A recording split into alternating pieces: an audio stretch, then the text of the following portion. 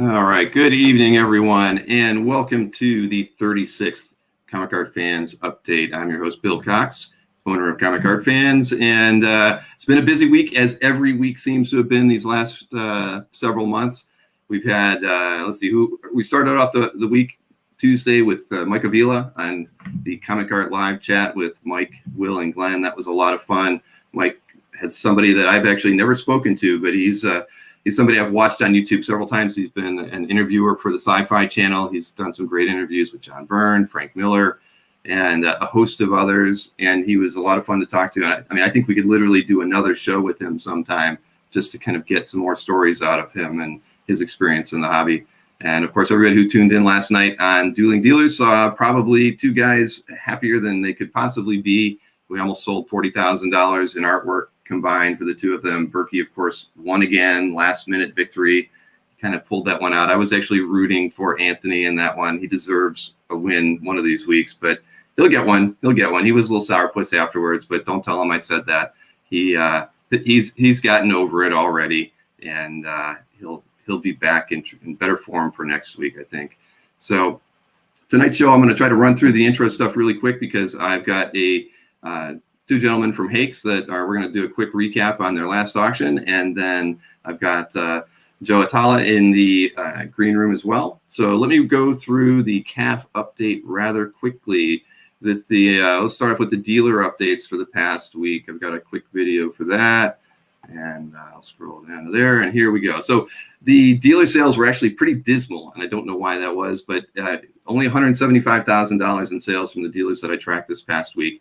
And that's compared to almost $400,000 in sales from the first week in the month of March. So, and even before that, I think it was around $500,000 for the week before that. So I don't know, everybody seemed to take the week off last week. I'm not quite sure why. There weren't very many art drops from anyone. And in fact, the highest dealer sales was from Ramita Man at $32,800, followed by Anthony at just under $30,000. And probably both of those guys were selling on the show. So after that, Allred was at 27, Felix was around 23, and Panel Page was around 22. And actually, Tatiana came in just under 20 at $18,700. So the overall sales just under 175. And let me show you the top 6 sales from last week. This is, of course, sold by Tatiana, TD Art Gallery, J. Scott Campbell. This piece sold for $15,000. The cover to Amazing Spider-Man 14. And next up is this piece by Jack Kirby, Captain America 210, sold by Panel Page Art, $6,000. And then this other piece is by Jack Kirby and D. Bruce Berry, Commandy DPS from issue 32. 1975, sold by Ramita Man for $6,000. And Albert Moy getting PR on his images there. This was Frank Quitely and Tim Townsend, New X-Men 126, page 24, sold for $5,000. Quitely is hot as always. And another Jack Kirby piece, Vince Coletta as well. This is from Thor issue 139, page 5, sold by Albert for $5,000. Always had a few of these out there. This was probably the lowest price one that he's recently sold. And this is a painting by Jim Silkey. It's the cover to Vampirella Chronicles. Not quite sure what exactly that was. It was in 2001, sold by Anthony for $4,250 through his website. That was one of the pieces I think that he did not sell on Dueling Dealers from a few weeks back. So he did finally get that piece moved on his site. All right, so next up is the auction results. They're pretty much the same as the week before, $278,000 in sales between Heritage and eBay. I have to confess, I did screw up, and I did not run the numbers for the weekend international comic art auction that Heritage held. So those numbers aren't included in this one. I will include those in next week's report. So again, $278,000 was the total for auction houses this period. And that's a little bit down from the $296,000 the week before. So the top 3 pieces from eBay and Heritage were, first up, it's going to be this McFarlane piece. And it was sold with a buy it now for $12,000. It's to Incredible Hulk 341, page 18. So it's one of those pieces that probably nobody saw because it was listed as a buy it now and sold rather quickly. And this was a jam that the Hero Initiative has had going on lately. This one sold for $5,150. There's Grummet, Jurgens, Butchgeist, and Bogdanov on that piece as well. And the final eBay piece is this New Mutants number 24, page 26 by Bill Sienkiewicz, sold for $4,617.89. And finally, the Heritage 3 results were from this first piece is Terry Moore, Rachel Rising, number 41, complete 18-page story. So the complete story, and it sold for $3,840. And this is a really nice Sal Buscema Ernie Chan piece, the Incredible Hulk 217, page 16. It sold for $3,360. And the final piece from Heritage was by Alex Ross. It's this JSA Kingdom Come Superman special page from issue 1, page 7, also sold for $3,360. So for the week, combined a little under expectations, less than $500,000. That's the first time I think this year where the combined total was that low. And I guess if I would have had the Heritage weekend results in there, it would have been probably closer to 1.8 million, but that'll skew our numbers for next week. And let me get on to the popular artwork selected by yours truly. Posted to CAF in the same week. This is, of course, by Frank Miller, Dark Knight Returns, 10th Anniversary Edition cover collection of Bill J.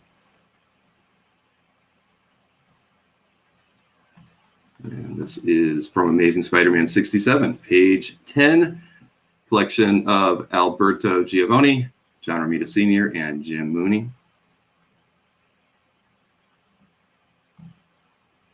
And this is actually it's 5 pages from Wolverine 69, Steve McNiven and Dexter Vines, collection of George H. These are pages 2 through 6 from that issue. And this is a piece in my good buddy Khalil's collection, Power Girl by Jim Lee.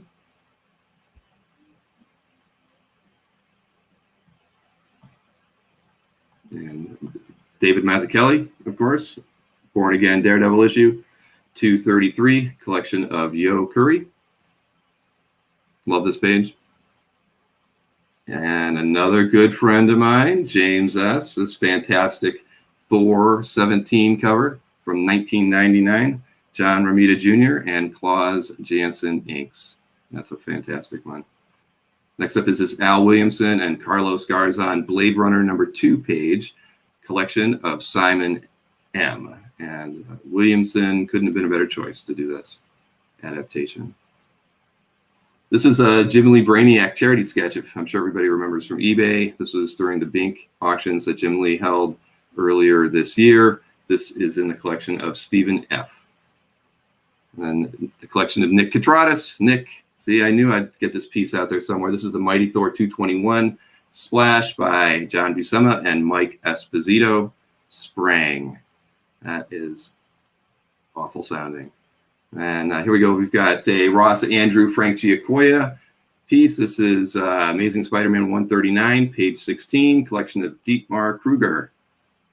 Next up, Final Four is a Black Cat 4 variant cover by Adam Hughes, collection of Michelle M. Congratulations on that one, Michelle. Your collection just keeps getting better every week. This is, of course, by Sam Keith, collection of the Guise. I'm not sure what that's a reference to, Guise, but this is from Marvel Comics Presents number 92, Ghost Rider and Cable. Those have been going up in value a lot lately. There's a nice Dale Keown Hulk 385 page, inks by Mark Farmer in the collection of Kareem El Rafe. And finally, in respect to Frank Thorne, and recently passed and deceased, this is a Red Sonja Volume 1, number 11 cover for Marvel, 1978 collection of Gene P.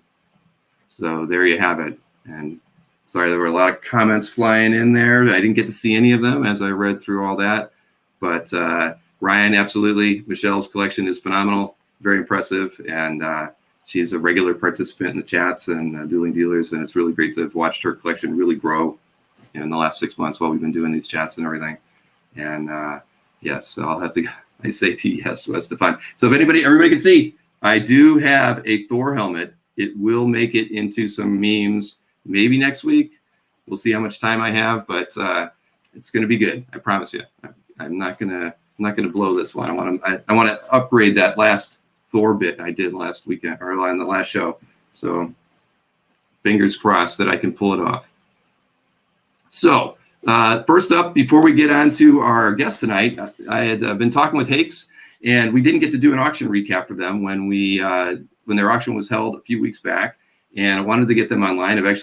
I know Sean. Sean's close to me here in Ohio, so we've met many times and met at many shows, but I've never talked to Kelly directly, Kelly McClain. So I want to bring both Sean Rutan and Kelly McClain into the chat. Hello, gentlemen. How are you?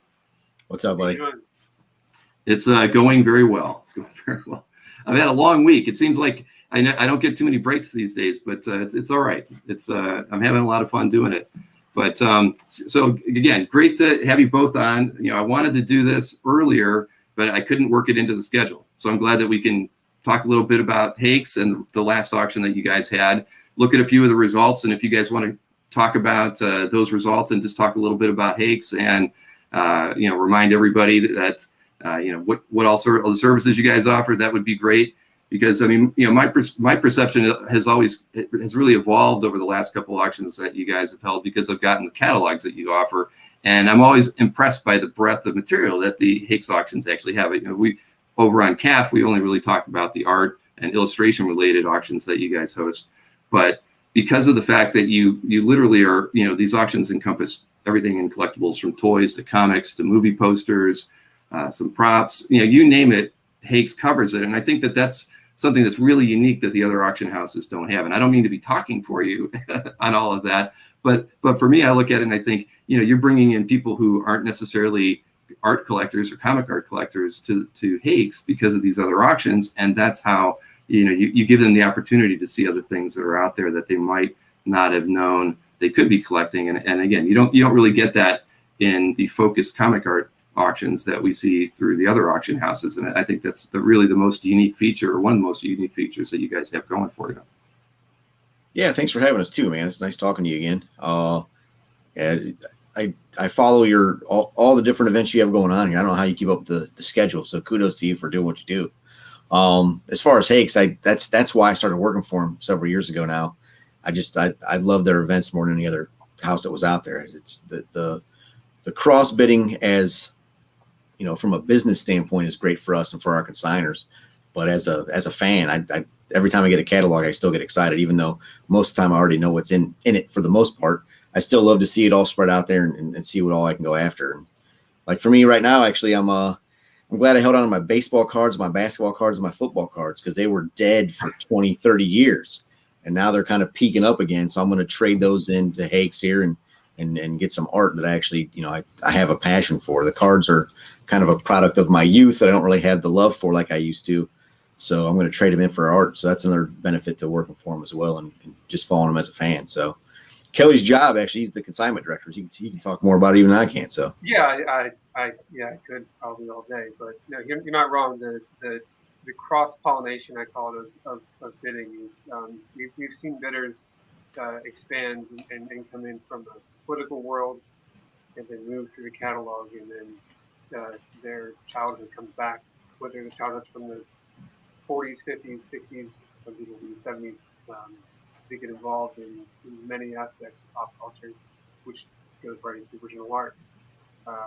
We have original art from poster art to comic book art, obviously, comic strip art. We have some amazing pieces of comic strip art coming up in the next auction, so we'll get into what we just had soon.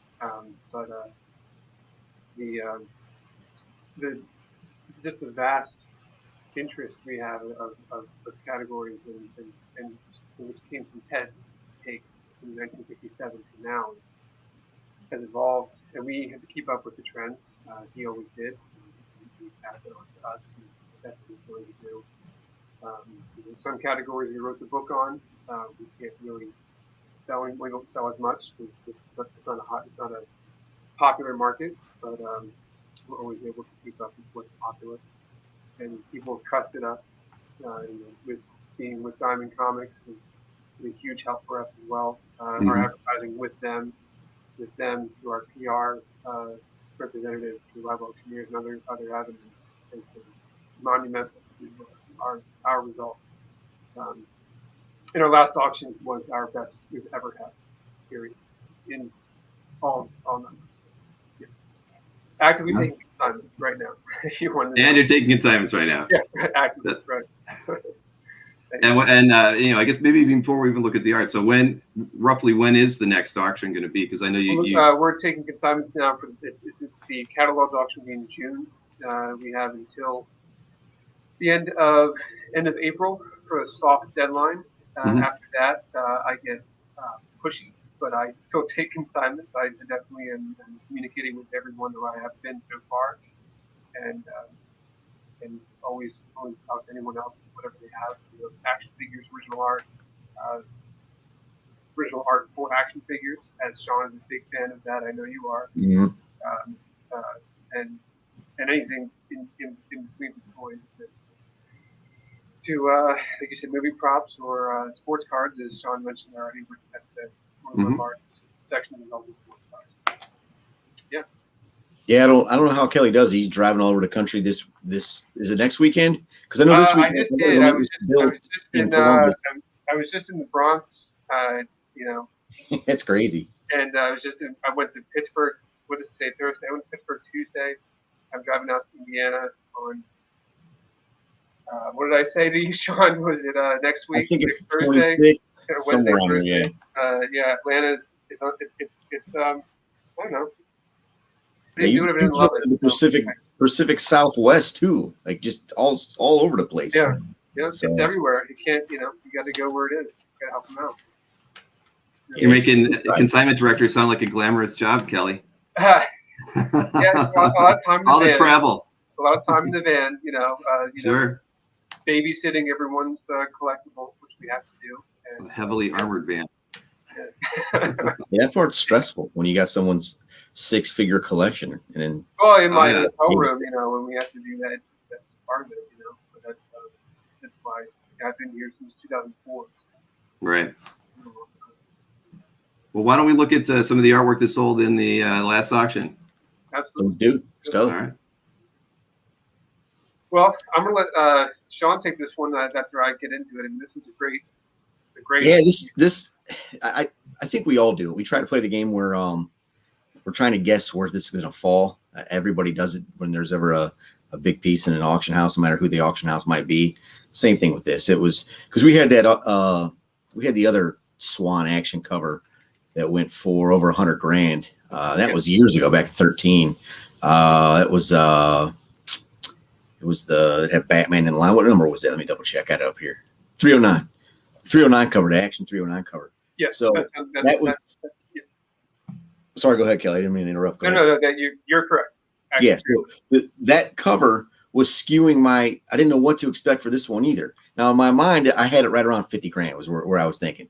The mauled off inks, they're not common, so you don't see a lot of mauled off inks. A lot of people are looking for Klein inks, but mauled off, obviously. I mean, mauled off did the background art on Detective 27. Like that guy's he's an iconic figure in art, and the fact that he's not really paired up with Swan in very known covers that are in the hobby right now, that was also skewing my guesswork too. So it fell right in the window I thought it would. I think there's still some room on this, not just for the piece itself, but for Superman art in general. I think the Snyder cut's going to help that. I think as it kind of continues along as one of the most iconic and well-known fictional characters in the entire world, I think there's a lot of room for Superman art as well. So I was kind of excited to see this one pop up, and I was pretty comfortable with my guess on it. It doesn't happen all the time. A lot of times I'm way off, and this one I was pretty right on. Yeah, so. Yeah, we had that at 35 to 50,000 estimate. Yeah, yeah, it's a great piece of art. Yeah, large art. I agree. A large art cover is something else. You see it on the wall, and it was the cover of your catalog. So yep. That definitely helped promote it. That was good. Yes, it did. These three pieces, Howard Gottfredson penciled two of them, and then actually they came right from the estate of Earl Duvall, who is the inker, and his art. The second one down Earl Duval inked, and then there's the first one on the top. It was Floyd Gobertson pencils and Earl Duval inks. And the second one down, it was Earl Duval, who is actually very well, kind of, I wouldn't say unknown, but his art is unknown to the market because it was all, the majority of it was either family or has not been found. Among these pieces on the bottom there is actually the earliest piece of Floyd Gobertson art to come to market. So, speaking of what Sean said, we did not know where these would end up. These blew our estimates out of the water, to be fair, and it has a new world record for a Floyd Gobertson daily at auction, and almost a world record for Floyd Gobertson art, period. And again, this came right from the estate, from Earl Duval's family. They were thrilled for us to help them out with these pieces, and there actually will be more coming up in the next auctions. So stay tuned for those. I don't have images of those yet, but they are at the auction. Those are nice, and they are very rare to market. That's for sure. And again, that's back to the whole, even for me, thinking the unique stuff that Hake's usually comes across. Those were really things that you just do not see that often.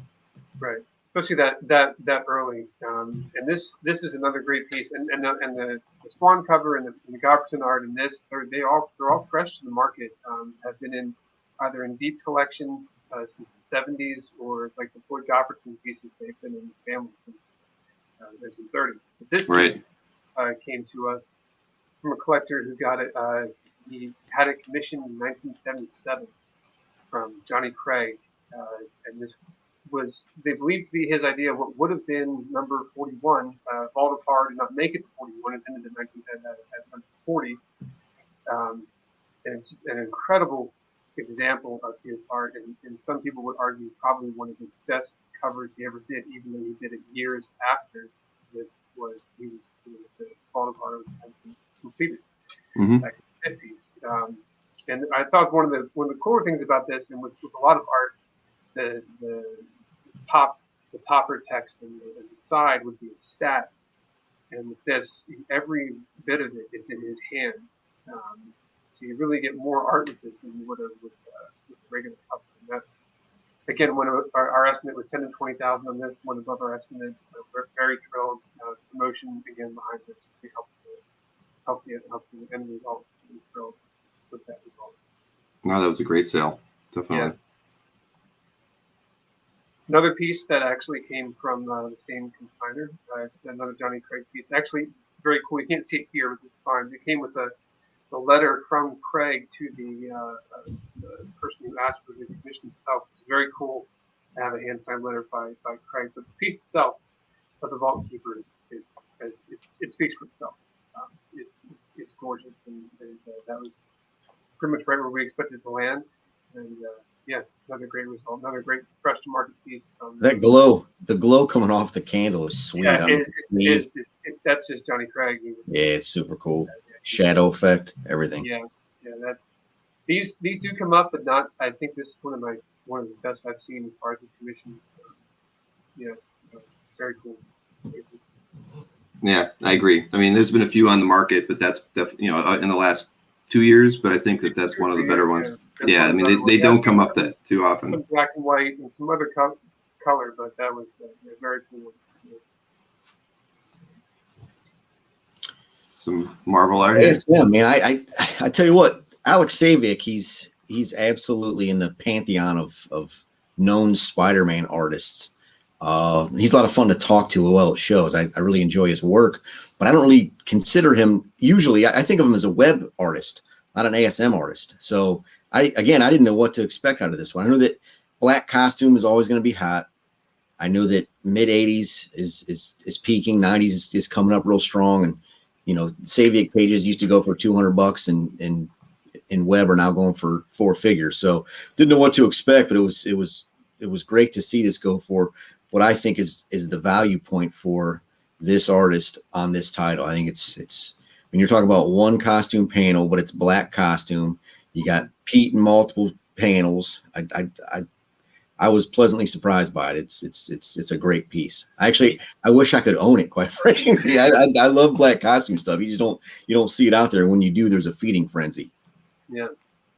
Yeah, we understand with this. Well, I mean, at least the rest of the panels had half of the costume, so that does count for something. Yep, it does. And I was again. Yeah, that was a great page. Yeah, it's a cool page. These dailies, these Rube Goldberg dailies, came fresh to the market as well.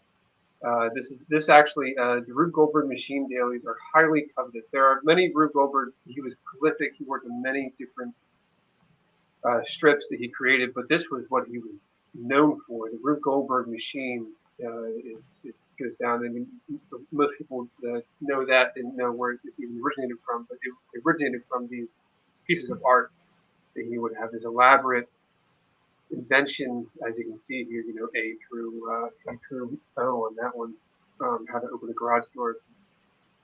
This is now the world record price for any Rube Goldberg daily, period, which I was hoping for that. I had a conservative estimate of 5,000 to 10,000 on this piece. And it really, the collectors showed up. Promotion, again, great promotion behind it with all the help it's had. And, it really, as far as his inventions, this is a great one. There will be more of these coming as well in the next auction. Very nice. Yeah. Well, you take this one, Sean. I love anything where Batman's punching somebody in the face. That's just or backslapping them. Exactly. Yeah. He's getting with the strong hand. Yeah. It's a great page, man. The backhand. It's great. Yeah. It is an iconic page, iconic story too. Really great. Yeah. I didn't know. Honestly, I didn't know what to expect of this one. I was also again pleasantly surprised by how it turned out. It's a great piece, and somebody's got a nice blue chip piece for DC for many years. Like you said, it's like an iconic storyline. Yeah.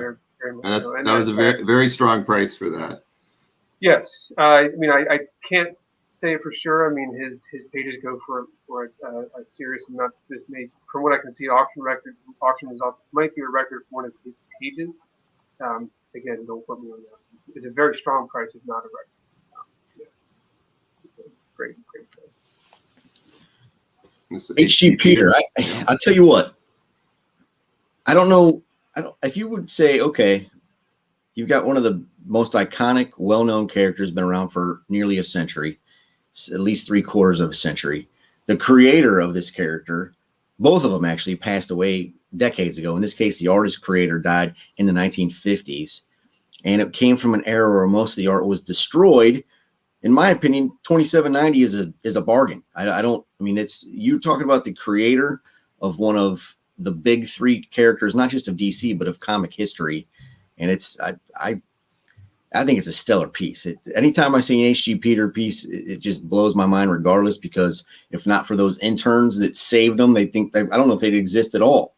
So I love seeing this stuff. I can't get enough of these classic creators kind of getting their due in today's market. So kudos to whoever bought that thing. In my opinion, that's a future museum piece at a good bargain price. Yeah, I agree. That's what the going rate is. I don't understand it. I wish they would go for more. I think that there's a value buy. Anytime you get something by a creator that's been gone for that long of a character of this status, I can't say enough about this piece. No, I agree. And you just don't see, as often as I've been to Berkey's, for instance, I've never seen any pieces by Peter there. Maybe you have, but they're just not on the market that often. And I agree. They're very undervalued. Yeah, I agree. That was drawn in the 40s. It's awesome. Now these, go ahead. You want to take it? Feel free, buddy. Yeah, this Remco art came back to the market. We worked with the consignor. The original owner, the original bidder, ended up defaulting, so we ended up having, with the opportunity to offer it again, and which is what all the underbidders were happy with, and they all showed up, and it went for even more the second time around. Original box art for anything Remco, anything to do with Universal Monsters, and really even the action figures, always something that we're looking for. We have people always asking us for this type of art, and again, these are incredible. in person, they're just you feel like you're looking right into the character. And I love having them around the office. I wanted to actually put them in my own office, but that's they're going to go to a new home here very very shortly. But again, throw with the prices second time around, and the signer's happy, we're happy, and great. Yeah, we have a pretty high sell rate. We're in the high 90s%. That's 98% sell rate. Yeah, so it's uncommon for that to happen. So the fact that it came back through again gave the underbidders, like you said, an opportunity to get something. In my opinion, and everything was done as fairly, and everyone was reached out to, and then that was what we all seen. And I agree it's a shame that's how it happened, but we worked with everyone, and happy back in. And again, that's another example of the rare work that you guys get that you're just not going to see really anywhere else, as far as I'm concerned. Right. And that the original the story behind that the owner was one of the lucky circumstances where he was called up Remco, and they were there. Really? I didn't know. That's awesome. Yeah. I mean, I assume he's going to be saying that story. I'm pretty sure. Anyway, and that was it. Again, that does not, as Sean would know, or anyone that's listening would know, that does not happen. You call it anyone, whether you call it DC, you call it any company, that art's not there. It's gone. And even if it is, they're not going to tell you in most cases. Pretty right. Right. Unless you know somebody. In his collection for quite some time, and he's very happy. For sure. Yep. No, I agree. And I remember when you first posted those into the Hake's CAF Gallery that I was getting all this traffic from this monster forum, and I didn't know what it was for. And then I kind of followed it back and around and saw that it was people talking about the Remco art, because it was rare to market.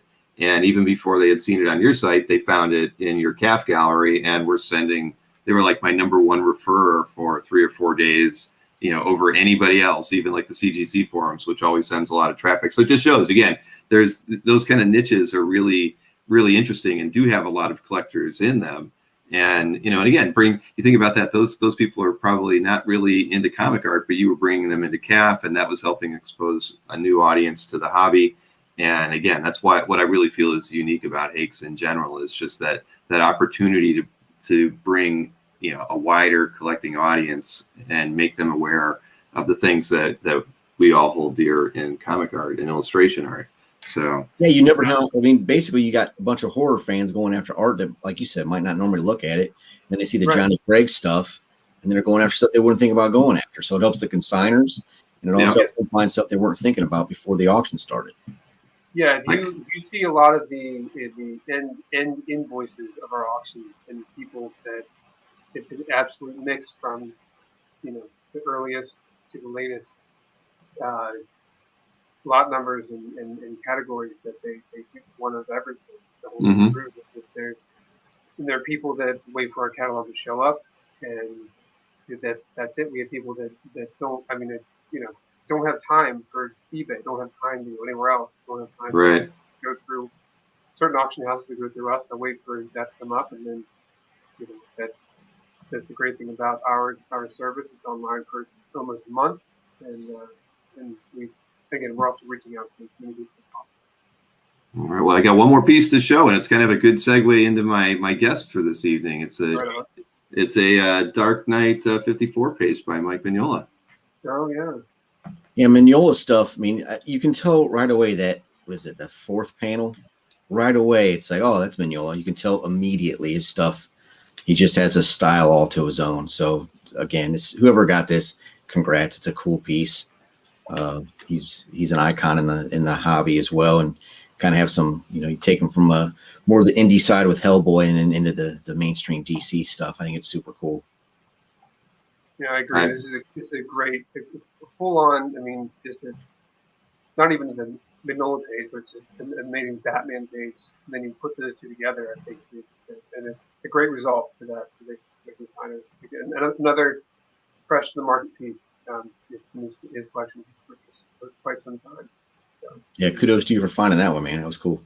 Yeah. Definitely.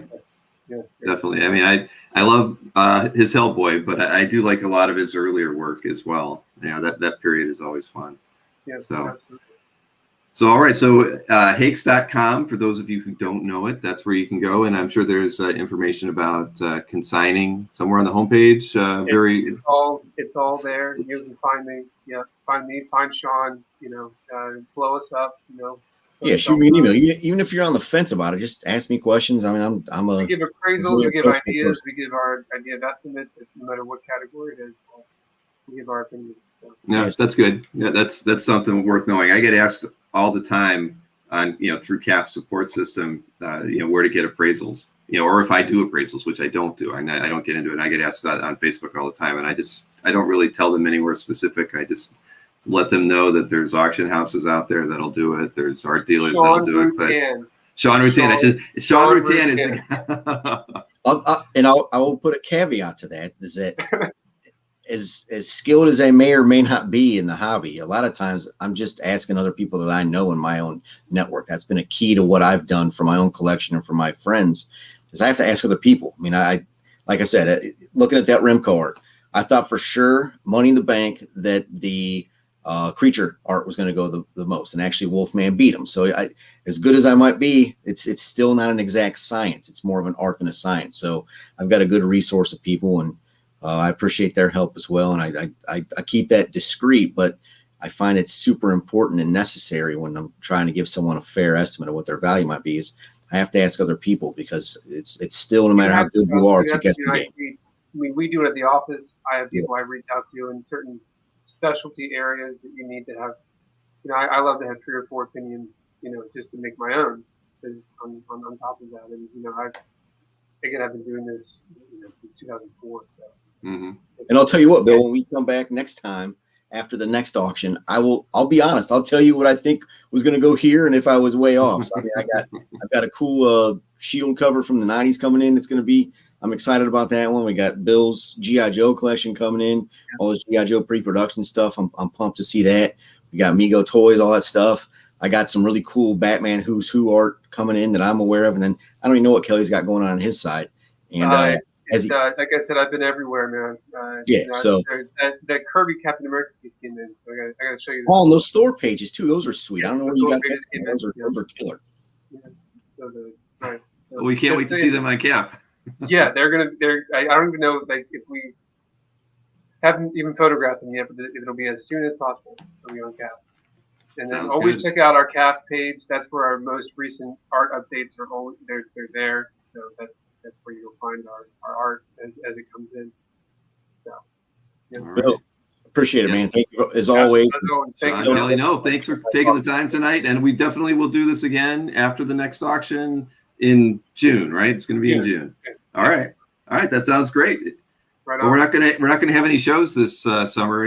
No cons to go to, so it'll be something fun for us to do. Yeah, I know. We'll see where the fall lands. But the summer is going to be virtual world. We'll keep this going 1 year in. Exactly. Yeah. All right, gentlemen. Thank you so much. I appreciate it, and I'll be in touch. Take care. Right on. Thanks, Bill. Good night. All right. Thanks to those guys. And now let me bring in my guest for this evening, Joe Atalla. Hey, Joe, how are you doing? Good, Bill. How are you? I am fantastic. Thank you for being patient. I do appreciate it. For sure. This is like becoming like a nightly news program, I think, on Thursdays. I'm just going to have to kind of roll with it, I think. Yeah. But nice to meet you. I'm glad, you could take the time tonight. And I'll tell you what, of all the people I've ever had on the show, you gave me the best scans of any guest that I've ever had. So good. Yeah, there were things I had to rescan in to make sure they were, better quality. But no, they were great. I mean, usually I'm sizing things up to kind of get it to fit the screen, and the screen's actually really small, being this horizontal type of thing to fit the artwork in. But your stuff, I had to like shrink it down. But when I wanted to zoom in for a detail shot, I could do that. So that worked out way better than I've ever had before. If only everybody scanned like you. Great. Yeah. Good to hear. Well, I just want to say, thanks for inviting me on. This is exciting. I'm pretty new to the hobby, and great way to hopefully meet new people. Well, that's the thing. I'll tell you, whenever we do an interview with anyone, their gallery usually gets a lot of comments and likes and views, and so it's a good way to kind of expose collectors to other collectors this way. And I'm enjoying doing it. And the one thing I always get, the only thing I get kind of kicked at is that I don't bring in enough newer collectors. And really, when I kind of came into your gallery, I didn't read through any introduction or anything, but I could tell that where your passions lie. And then but so it's cool to find out that you've only been collecting since I think 2019. That's right. Yeah, June 2019. Yeah. So just over a year. No, this is good. This is because everybody wants to hear from the new collectors, the guys and gals who haven't had the opportunity to get out to shows, who to really get that kind of exposure to. You've only really had social media to really meet other collectors or CAF itself in a way. So that's our segue into asking you. So your origin story. It's a very recent one, but how did you kind of get turned on to collecting original art in the first place? Well, so I have Felix Liu probably to blame for that. I listen to a lot of podcasts, and I forget who I was searching for, some artist that I was interested in, that I was looking for interviews, and Felix's podcast popped up, and I listened to that interview, and then I was like, wow, this is pretty interesting, and new original art, and listen to more of his podcast, and that's what first got me going on this. Mm-hmm. So and that's what really kind of opened my eyes to the idea of collecting original art. Now, Felix has done a very good job of that. When he got started with his website and he asked me to do things like put in a podcast link, and he was going to do those. This was like 5 or 6 years ago, whenever we built his site and he started, really full into it. I think I even told him, I'm like, I think you're nuts, doing podcasts and having a YouTube channel. You're just wasting your time, and but look at him now. I mean, he's been incredibly successful with the approach that he took, and I give him all the credit in the world for having the forethought to do those things, because like you just said, I mean, you probably might not be collecting original art if it wasn't for hearing one of his podcasts, and that's I think that's a testament to his belief in what he wanted to do and sticking to it. Because after doing these YouTube things for me, or the live streams on Facebook since May, I can tell you it's brutal to keep up a pace like that. And he's done a phenomenal job at engaging his customers and bringing in new customers like yourself. Yeah, he really has. I mean, I've really learned a lot just through the podcast itself and his interviews with different people and just kind of talking about the hobby. Mm-hmm. And so that helped me get started and kind of understand it a little bit more, understand some of the players and how it worked. Well, that's good. You got it. He did break the ice. I mean, that was even when he started doing collector interviews, I was like, wow, that's still just a lot of work. I'm never going to do that. and then here we are, episode 36 on this one, and I'm still going strong. That was when we started doing these. I had said, we were doing the Tuesday Comic Art Live show, and we were only regularly. It was like every other show was maybe an interview. And I had told those guys, it's like, we should have another show during the week. There's so many people we could talk to, and they're like, we don't want to be out there too much. They're kind of stick in the mud dealers. I love them, but they didn't want to do it. And I said, all right, I'm going to do it. And because I think my quote to them was, there's probably 2,000 people in the hobby that I want to talk to right now. And if we only did 26 interviews, a year, we're never going to, in 20 years, there's going to be another 2,000 people that we should be talking to. That's right. Yeah. So that's kind of how we got motivated to do all this.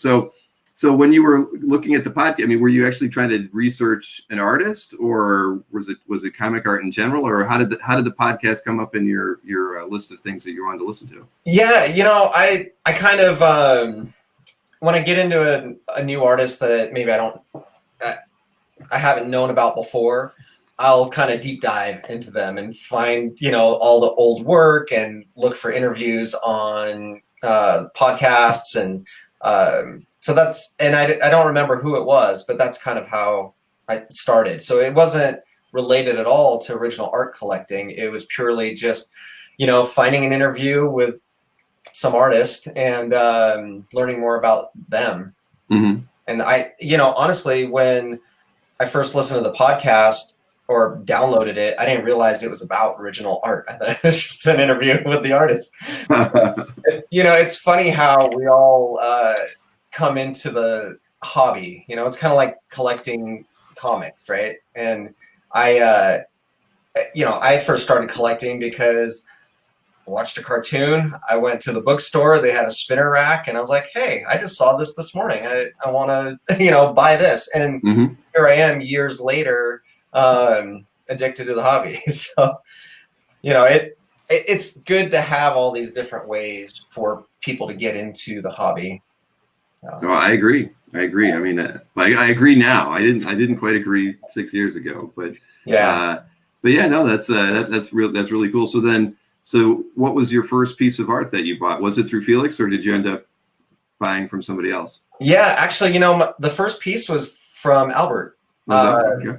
So yeah, I started thinking about collecting early 2019 and started, looking into things. And then I went on various dealer websites and got on their mailing lists and all that, so I can kind of see what's coming up. And Allred sent out an email that he was going to be at a comic convention that wasn't too far away from where I am. And he said he was going to have some Jim Lee art. And, Jim Lee was a big deal to me in the early 90s, and it still is. And so I was looking on Allred's site, and I found a few pieces of art that I was interested in. And I thought, great, I'll meet him there, pick up the art. And unfortunately, that was the last convention I got to go to before everything shut down. But it was a great experience. So yeah, I think like a lot of people, when you start thinking about collecting original art, you kind of go back to the nostalgia, right? Who are your favorite artists? What were your favorite runs? And so that's how I started. And, I started collecting comics and reading comics late 80s. And my entry point was originally classic X-Men run. And so, that was great. It was a great way for me to kind of get caught up on some of those older stories. But as far as nostalgia goes, we're talking Burn, X-Men. And so I realized pretty quickly that I wasn't going to get very far with the nostalgia. But yeah, Chris Bachalo is one of my favorite artists. Like I mentioned, Jim Lee. And so that's kind of how I started and found some pieces that I liked that were within my budget. And that's how I started searching for things. Well, that's great. So you bought from Allred at that first show, then you picked up? I did, yeah. So I actually emailed him and said, "Hey, I'm going to be at the show. These are the 3 pieces of art that I'm interested in." And so then he brought them to the show, and so yeah, I was able to buy them in person from him. That's great. Yeah, that's one thing I think that a lot of collectors don't. I mean, I know the dealers always say that, hey, I'm going to be at this show. If you have any wants, email me and I'll make sure I bring them. But they really do follow up with that. I mean, you read it and you think, they don't really mean it. They're not going to bring those portfolios, but they will. I mean, if you ask, especially going to a show, because dealers can't bring their entire inventory, so they'd rather have somebody tell them what they want to see and that they're going to be there. So that was a great approach for you. Yeah, no, it was good too, because I think he was the only real original art dealer there. I think he was there because Jim Lee was like a headlining guest. And so he, came because of Jim, primarily looking to sell Jim Lee art. But yeah, and unfortunately there weren't a lot of other dealers there, but it was kind of nice to be able to talk to Allred a little bit, see some of the art that he brought and all that. Yeah. No, very cool. Yeah. He does try to get to every show that Jim is attending. Yeah. If at all possible. Well, you want to look at a little bit of our work? Sure. Yeah. Talking? All right. Because you had mentioned Chris earlier. So this is a nice page. Yeah. So this was one of the first pages that I picked up that day, from Allred. And I think for me, I guess thankfully for my pocketbook, it's the interior pages that really interest me a lot more so than splash pages or cover pages. I like seeing the storytelling. This was a page that had a lot of movement to it. It was kind of interesting layout. I'm also attracted to like a lot of heavy black ink work on the page, and it was a run that I enjoyed reading too. So this one caught my eye on Allred's site as I was looking for some of Atalla's artwork, and so yeah, this was one of the very first pieces I picked up. No, it's a beauty. I've owned a few pieces by Chris in the past, and I've unfortunately sold them all. So I need to replenish my collection of his. I used to have a lot of X-Men pages, but yeah, I picked up that page and another one by him from Allred that day. Mm-hmm. Very nice. Now I know that there was a Jim Lee piece in the set. That's right. Was this also picked up there? It was. So this was the other piece that I picked up that day. So 3 from Allred, and like I said, Jim Lee kind of was a big deal to me. I was really into his artwork when he was doing the X-Men, and then kind of followed him through the years. And this is from the, I think, All-Star Batman and Robin run that he did with Frank Miller. And Jim Lee pieces are not not cheap. And as I was looking at Allred's site and trying to see, can I get a Jim Lee piece? The budget quickly narrowed it down. But I really like this page because, again, kind of the movement in the page, Jimmy Olsen breaking out of the panel. So I thought this was a fun one. No, it is very nice. And I agree. If there's the Jim Lee market is pretty pricey. I mean, deservedly so. But I have to give a plug because I did do a redesign on Allred's site. At least some of the pages have this on there now, not all of them, but it filters out all of the sold artwork when you go to like Jim Lee's page now. So it only shows you what's available. And so does his site search, because that was like everybody's number one complaint about every dealer's website we've ever built is that there's, I can't wait. And Felix has asked me to do it too. So as soon as I'm through with Albert's site, I'm going to put that same programming on Felix's site. It'll just make it easier. If you want to look at sold stuff, then you can. But, why are we there? Mostly we're there to buy artwork. And, it's always disappointing when you see all this art for an artist and it's all sold already. And you're like, exactly.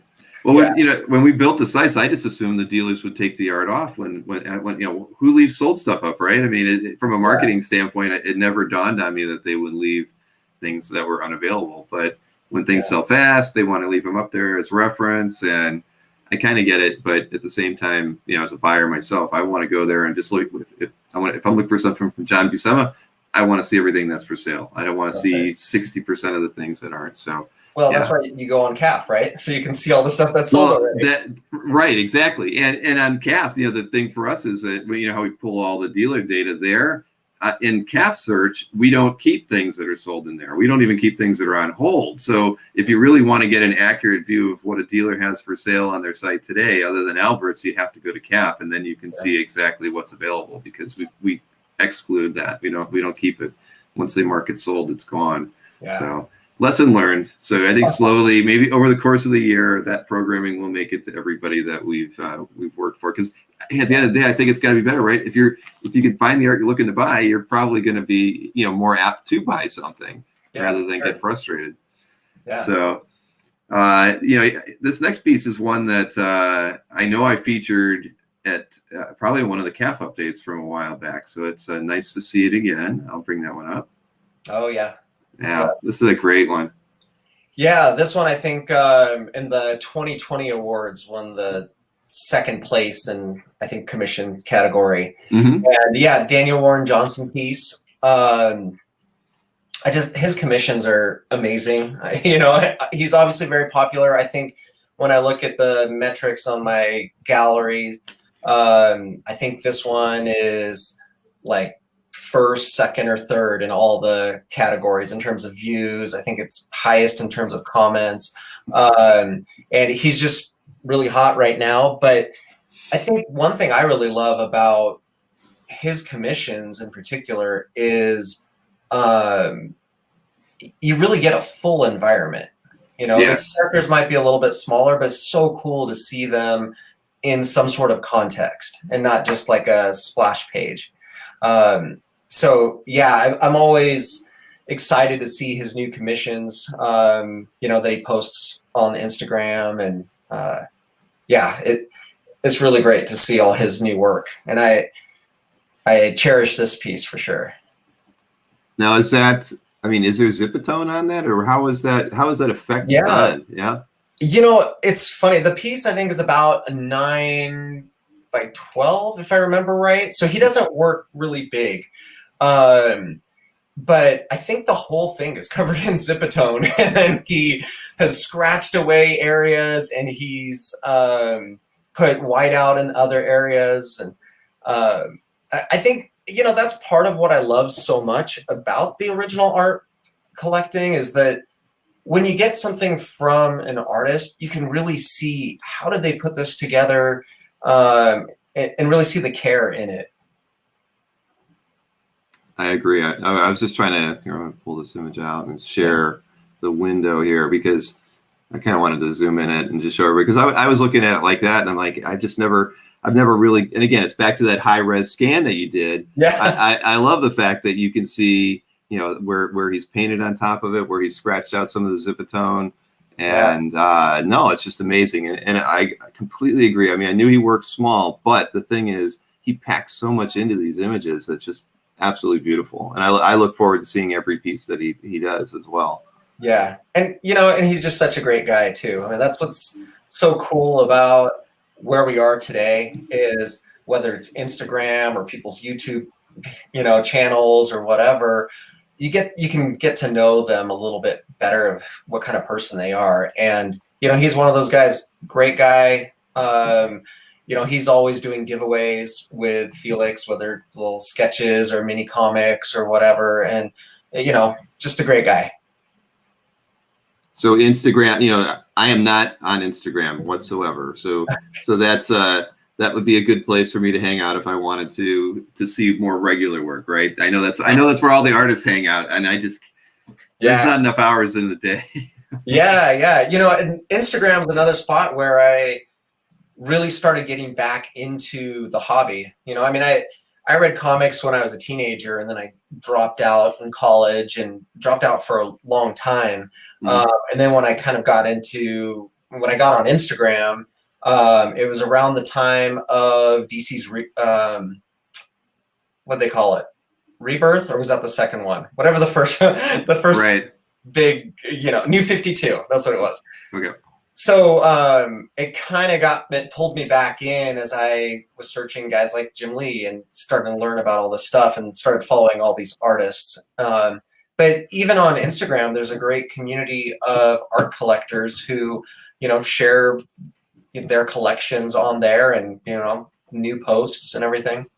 Just another way to connect with people. Well, I'll have to try it sometime. Yeah. I would love to, honestly, because it is, I use it for a couple side projects, but I don't use it personally, but I know that I should. And I did put in a link in the, at least on the YouTube chat, because they let me, Facebook doesn't, to Joe's Gallery. So those who want to check out Joe's Gallery while we're talking, feel free, or do it afterwards. It will be in the CAF update that I post later on tonight as well. Cool. All right, so let's see. We got. Oh, wait a minute. There was a companion scan to this. Oh, that's right. Yeah. Yeah. So this was just little thumbnails that he had on taped to the back of the commission, and again, the great part of original art, where you can see some of what the artist is working through, some of his early attempts, trying to figure out, how should Kerry Kelley's arms be? How should Batman's leg be? So it's just really cool to see that. I've got a Riley Rossmo cover. It's got Joker and Harley Quinn, and there's all these little Joker faces all over, like in the margins, where he was trying to work out, the expression that he wanted to show. And it's just so cool to see that kind of behind the scenes stuff. Oh, without question. It's all, everybody's always looks on the back when they get a page in, just to see if there's something special. Yeah. The artist was doing some tests, or that's all they had. So they did a character sketch on the back. We were showing something on Dueling Dailies last night where it's like Wonder Man's first, or one of their costume changes that they were going to do was drawn like a year before it appeared in the book. So That's you cool. just never know what you're going to find on the back of a Yeah. schedule art. Now this is a good one, so I imagine it's going to have a good story too. At least I hope it does. Yeah, unfortunately, I don't have a lot of story to this one. This is my newest commission that I picked up. It's Rafael Grampa. Really like his work. He's another artist that because I was kind of out of comics for so long, I missed when he really got started and became popular. And so it wasn't until the Dark Knight Golden Child comic came out that I was exposed to his work, and instantly fell in love with it. Loved his design for the new Kerry Kelley Batwoman. And anyway, I knew his commissions were pricey, but I thought, all right, I know it supposedly takes years to get a commission from him, so I got on the list. And actually last summertime or so, they told me, hey, you're next on the list. And then I got this, I don't know, a few weeks ago in the mail. So really cool. I'm sure everyone will notice if they've looked at my gallery and as we go through the art today, there's a Dark Knight Kerry Kelley theme. And Kerry Kelley's kind of important, for me because of how she really grounds it to the Dark Knight. And I just love his rendition of Kerry and how she's got like the little feathers, the little robin feathers on her shoes. And it's all those little details that he puts in that make it unique, kind of feels lived in. Yeah, I agree. That's, I love Grampa's work, and that's fantastic. Yeah. And that was he's repped by Chiaroscuro. Yeah, that's right. Yeah. Yeah, those a good group of guys running that place. I know they're going to have a site redesign sometime soon, not by me, but we've talked about it, so I know that what they're doing is going to be pretty cool. Oh, good. Yeah. All right, let's see here. Here's another one. Oh yeah. So this is Kevin Castanero. I picked this up from Inky Knuckles, and actually this is one page of the entire issue number 2 of Grit. So that was a comic he did, I think last year it came out, and I primarily have been doing kind of one-off on artworks, and this was a situation where I really liked his work and so many of the different pages. And as I was looking and trying to decide what to pick up, because I knew I wanted something of his, I noticed that all of issue 2 was still available on the website. And I know I listened to the last Thursday's talk with Simon, and I know the idea of full issues selling was a hot topic, and I have my own mixed feelings about it, but again, when I noticed that all the pages were available and it at a reasonable price, I thought I can't pass that up. I love the work in it, just the detail that he puts in, the energy on the pages. I love that there's ink on the on the borders, right? And it just has a lot of life to it. And the other pages are very similar to this. Just a lot of movement, a lot of life. He's got some pages that have some ink wash on them, and so yeah, really like that. Thanks to Kevin and Cam with me on that, so that I can pick it up. Now I will say, so here's a shameless what do you call it? Plead, I guess. I'm pleading here. So unfortunately, the cover for number 2, for Grit number 2, was already sold. And I haven't seen it come up on CAF yet. Like I've done a search and I haven't seen it on there. So if anybody's watching and you're interested in maybe helping me complete the whole issue, I'd love that. I'd love that opportunity. So. All right. So we did have a question from Scott Wingo. Joe, how did you get these scans? A large format flatbed? Yeah, I've got a scanner. It's 11 by 17. So, and it can go up to 600 DPI. What brand is it? It's an HP.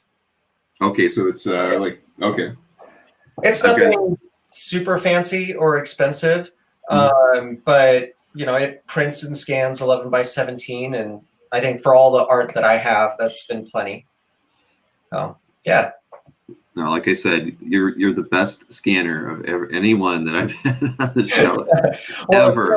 Bill, during the 2020 awards, on that Daniel Warren Johnson piece, you actually mentioned the scan's not very big, so I can't zoom in too much, and so I thought, I need to do a better job scanning. So I've insulted you once and complimented you more than once tonight, so I made up for it. Right. I don't take it as an insult. I'm learning, and so yeah, that's why I thought, all right, some of these pieces I've got to go back on some of the other ones and scan them in a little bit better. But it's that's the trouble with CAF, and I don't know when you became premium, but you might have posted the piece before you were premium, and then they're smaller, and it's just something I wish we could save like a full size image, a premium size image, and hide it until you became premium, and then just make it's not practical from a server, because we host all our own equipment. If I was hosting my stuff in the cloud on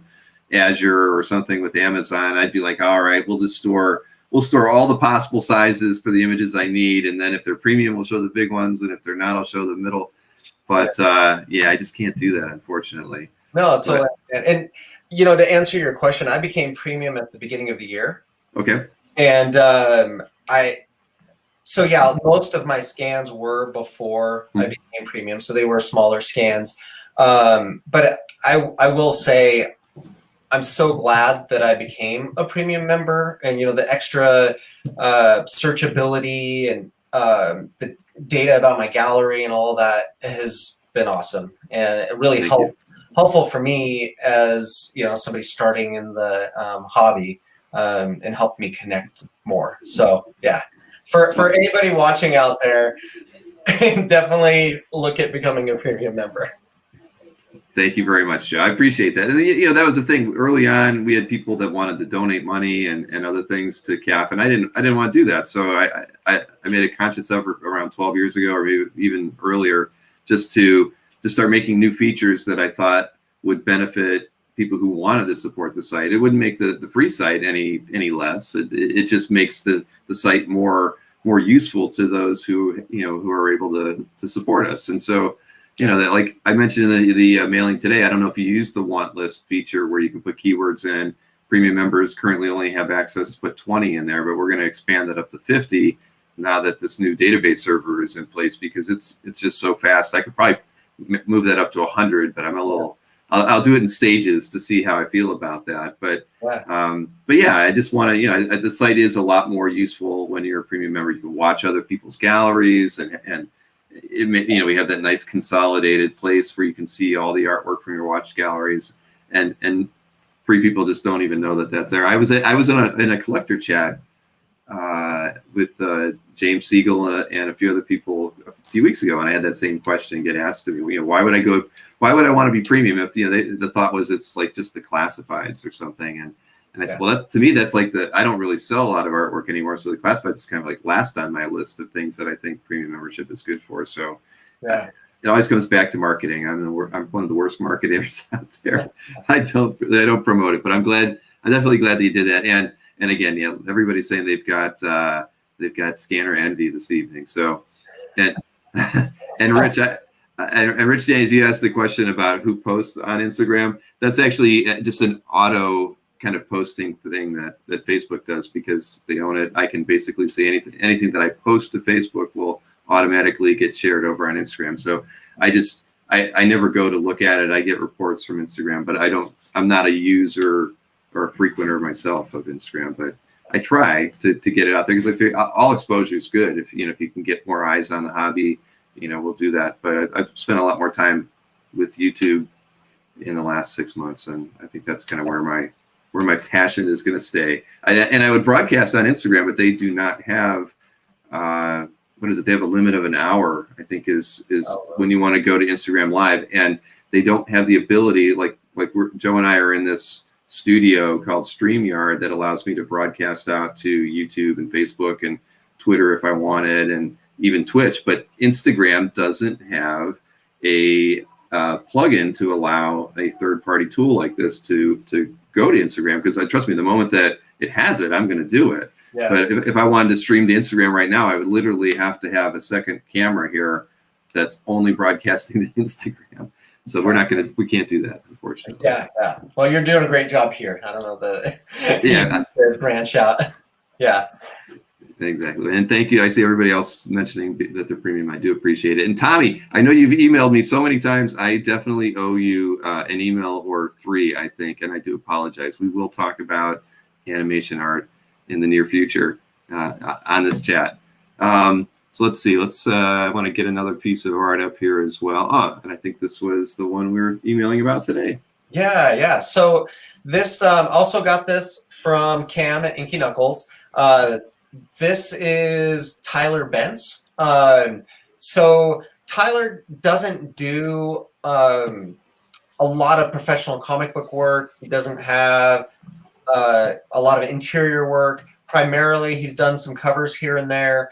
But he's just a great illustrator. Kind of has a style similar to Grampa, and again, just creates a lot of life in his artwork that he does. Again, love the rendition of Kerry Kelley here as well as Batman. And he actually reached out to me when he saw that I was going to be on here and said he had a higher res scan than what I had in my gallery. And so it was very nice of him to send it over to me. And so he's another great guy. He's got a podcast that he does with a friend of his. I like listening to that. And I hope to get more commissions from him in the future. No, that's a beautiful image, and I'll actually pull up the detail on that one as well, just to get and Zipatone. We've got that again. I love it. Yeah. And he, I think he does everything with a brush too, and so all those tiny little marks, I think he does them all with a brush. Wow, it's pretty impressive.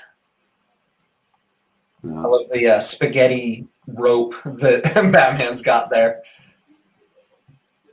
Yeah, that's fantastic. No, I've been following Cam on Inky Knuckles for a while now. I mean, he does a really good job promoting the artists that he's been repping, and he's been expanding those people a great deal. And I love everybody he's been, and because this is.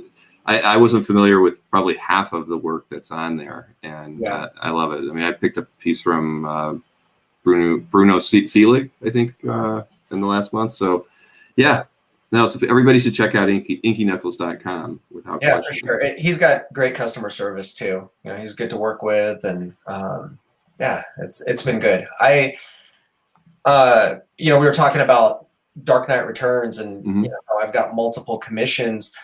And we were talking about when I first got into the hobby and, going down the nostalgia route, I found that it was really expensive. And as I hit some walls along the way, I liked the idea of commissions. And then I thought, it would be really cool to have one theme and then just get that same theme by a ton of artists that I really like. And it's great to hold them all up against next to each other and see the different renditions and how everybody tackles it.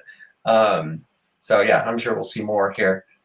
Oh no, we do have a few more, that's for sure. And I'll definitely say that Cam packs his art really well. I mean, my piece was rather small, but it was in Masonite. It was very it was in a nice Mylar, and you don't get that all the time with some dealers. But he definitely took a lot of care in making sure that it got here safely. I think he's based in Canada. He's in Canada. Okay, yeah. So it took a little bit longer to get here, but I had tracking on it, and I was, so you get a little nervous about that, but then it comes in and it was packed, like it was not going to get damaged. So yeah, no, he does a great job. And that Grampa piece, that just came from Brazil. So I was a little nervous about that too. Oh, I know.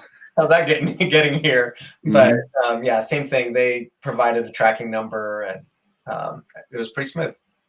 That's the way to be. That they because they run that big show in Sao Paulo as well.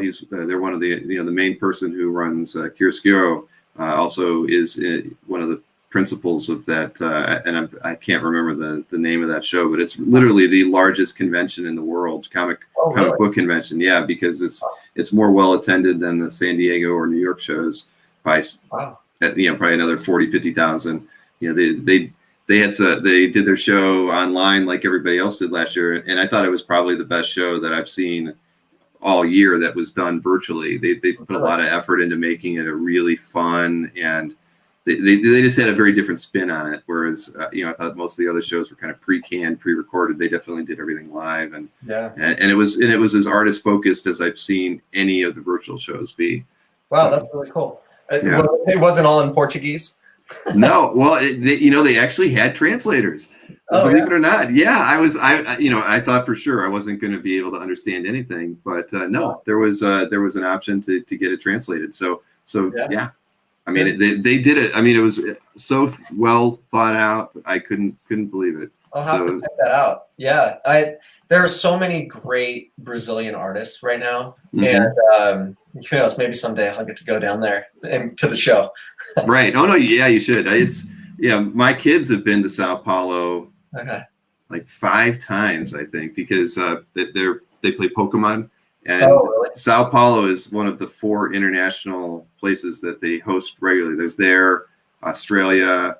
They usually mix it around in Europe, whether it's in Berlin or London, and then there's usually one in the U.S. So my kids and my wife have been down there at least 4 or 5 times, and I have never gotten to go. I don't know why. I'm never invited, but I've always wanted to go. It's pretty cool. So let's see. We got some more interesting art here. Darrell Jones. Yeah, so this is another newer piece that I've picked up. I mean, I guess I've only been collecting for about 1.5 years, so they're all pretty new. But I got this less than a month ago, and I really love Joelle Jones's work, all the stuff I've seen, and I've been following her. I've actually gotten to meet her a couple times at a local convention before she really blew up, and I've got a page from her Lady Killer series. Yeah. And when on Cadence, they sent out something saying they were doing a Joelle Jones drop, and I thought she had switched all over to digital. And so I was pretty excited to see that they had some of this work, some of her Batman work. And, I really like this page. That background out of Jim Gordon's window and just all the details, like that office just feels lived in. Again, heavy blacks, storytelling. She just does such a great job. And I had to have a more recent, I guess, example of her work. Yeah, no, it's beautiful. Yeah, there's not a lot of artists that I have multiple pages from, but Chris Bachalo is one, and Joelle Jones is another. Yeah, see, thanks for these scans. We should just be looking at them this way. Yeah, and again, it's like I said before, it's just so cool to see how each artist does it, and where they take the brush and they do they fill the blacks, or just the scratchy lines of certain parts. It's fun. No, very nice. So do you see yourself going more for published pieces, or do you think you're still going to be focused on the commission side of things? So I think for me, it depends on the artist and whether a commission's possible or not. Plus, there are just some published works that I would love to have. I still really enjoy the storytelling component of it. So, there's certain runs and artists that I really, I don't know, I've really gravitated to over the years. It's got that, nostalgic connection for me. And so I'd still like to pick up some of those pieces. But I'd also like to have a commission. So like Joelle, for instance, I don't think she does commissions much anymore. Right. And so to be able to have an interior page of hers was, the way I needed to go. But anyway, that's part of the reason I also, I think one of the images I gave you was a Ghost Rider by Mike Henderson. And so when I first started collecting, I thought, okay, I'll get a moleskin notebook, one of those small ones, and take it to conventions. And it'd be a way for me to get maybe art by people who, either their work was too expensive and unattainable, or they're just not really doing commissions, but they might do a little sketch. And so unfortunately that moleskin got one convention, but this I thought was a great example. This is the first one that I got in that notebook. And, I went up to his table. I wasn't expecting much. I was thinking just little quick sketches. And he said, well, it's going to be this much. And I think it was like $60. And I thought, oh, that's a little more than I want to spend for a quick sketch, but I'll do it. I like his work. And he said, okay, well, I've got a commission that I'm finishing right now, and then I'll get to yours.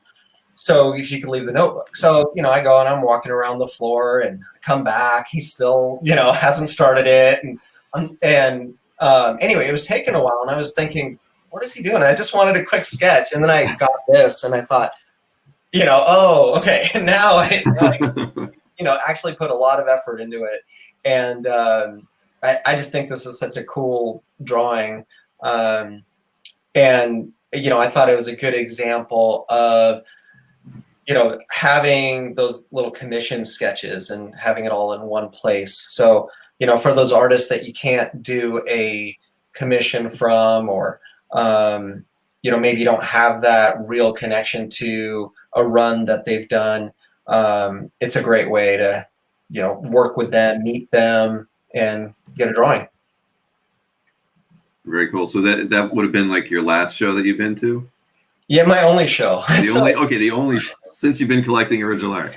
Yeah, Bill, I hadn't been to a convention probably since the early 90s when I was still in high school.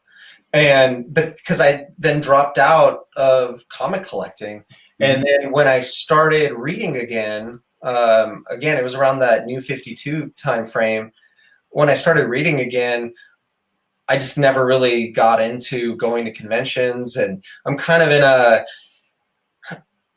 I'm out here in Boise, Idaho, and we don't have any big conventions here.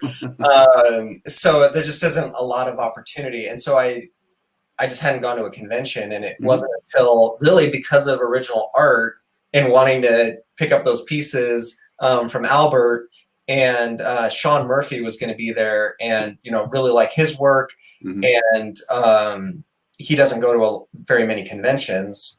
That's what kind of got me back into it. But I was supposed to go to Emerald City last year, and that was like the first major convention shut down. We had our tickets and everything. I was really excited to go. And so, it's been, like you said at the beginning of the show, especially for us newer collectors, it's been mostly online. And just trying to keep up with all the different pages, all the different reps and dealers and all of that. Right. Well, it's going to be interesting, once the whole pandemic sort of subsides, whenever that actually happens. I mean, are all the creators just going to gravitate going back to the shows? I mean, I know they're going to want them to, because that's what draws the fans in. Yeah.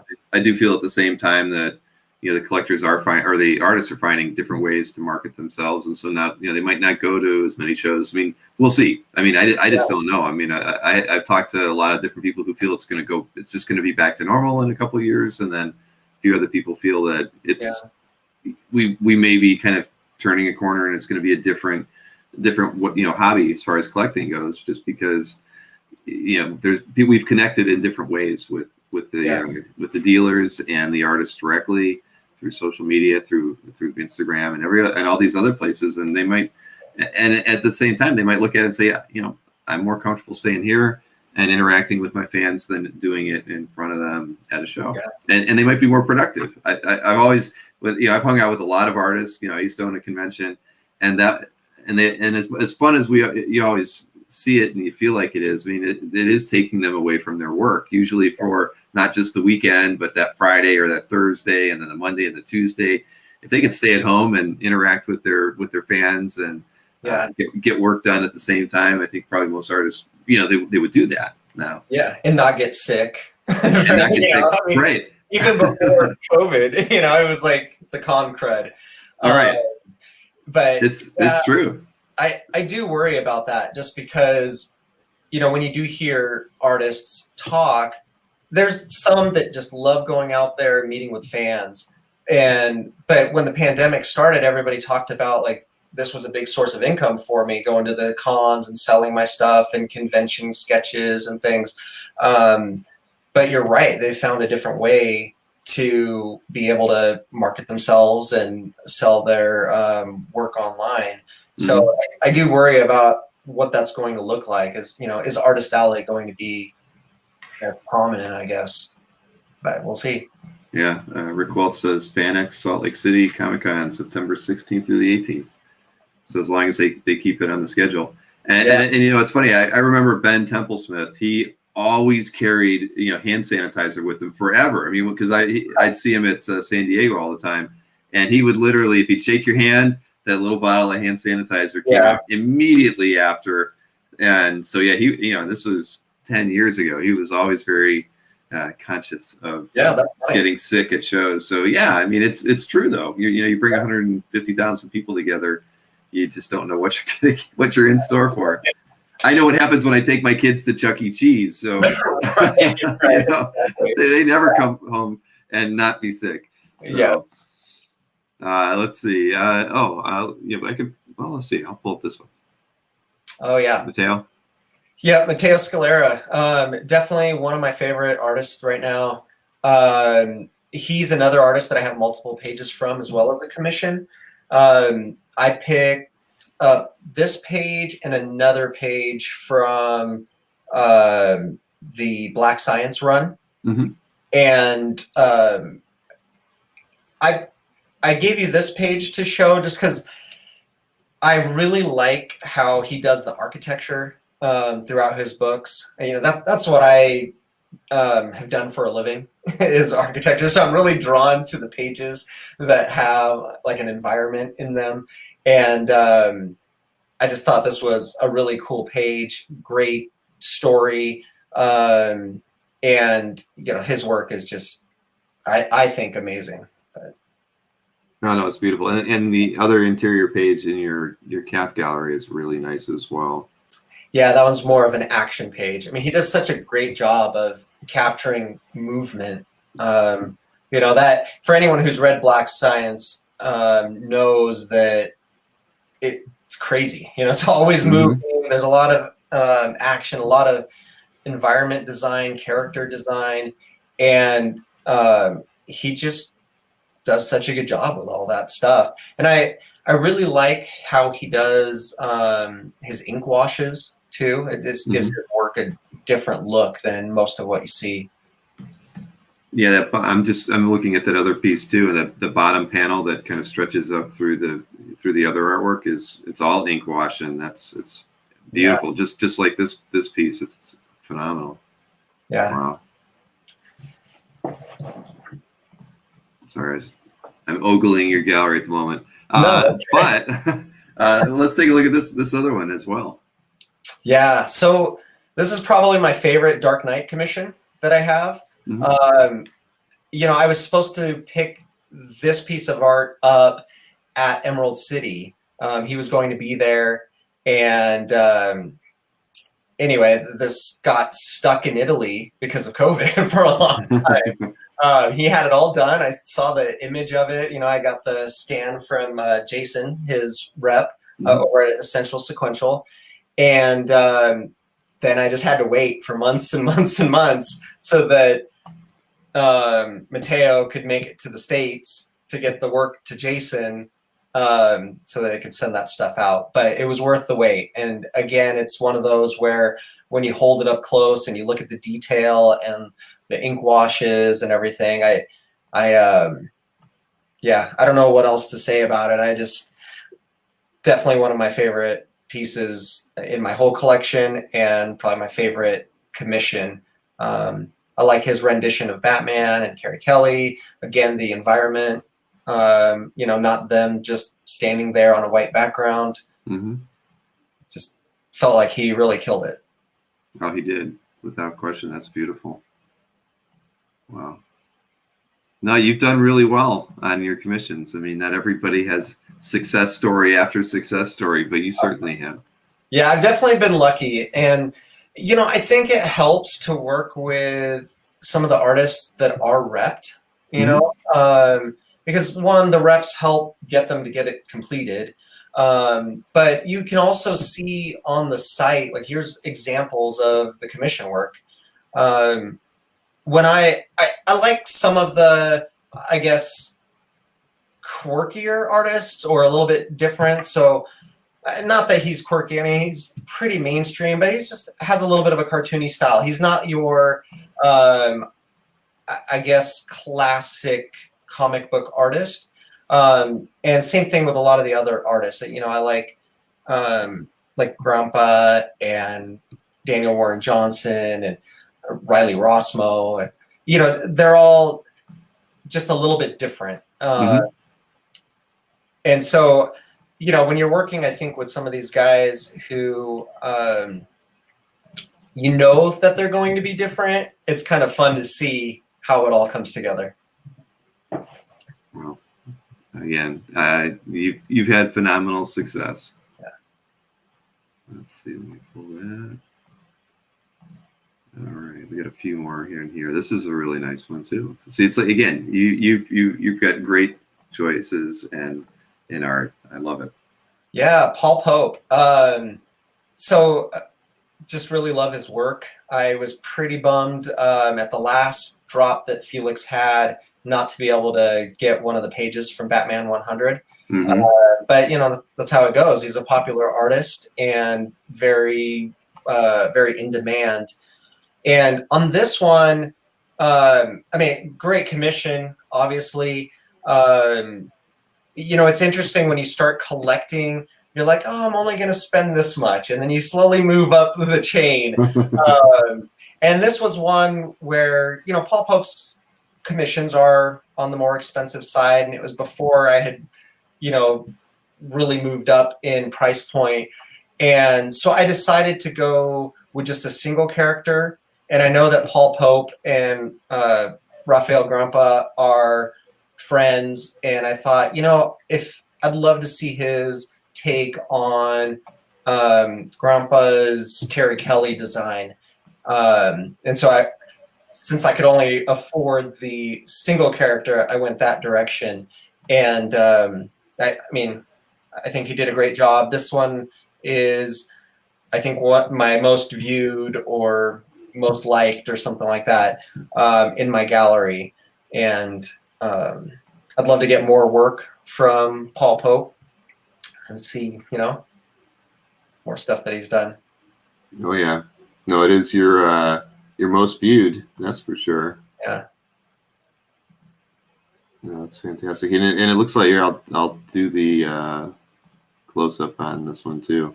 It's like you could almost see fingerprints on there, right? Yeah. Yeah, I really like those artists who really get in there and you really see them on that page. The brush strokes, like you said, the fingerprints.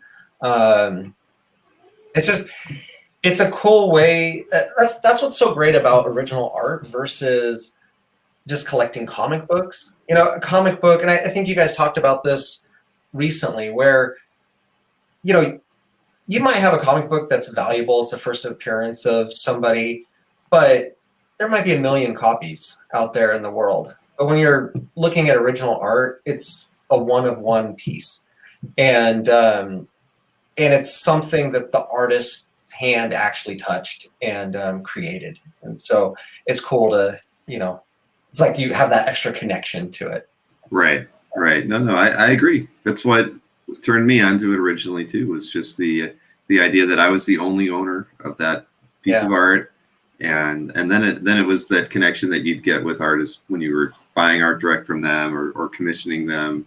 Because early on, I kind of had my start the same way. I did more commissions than buying published pieces, and then I gravitated to pretty much strictly buying either published pinups or interior pages and that sort of thing. But that's how commissions was for me the way to go, because I just thought this is the coolest thing. I can actually get something that's all mine.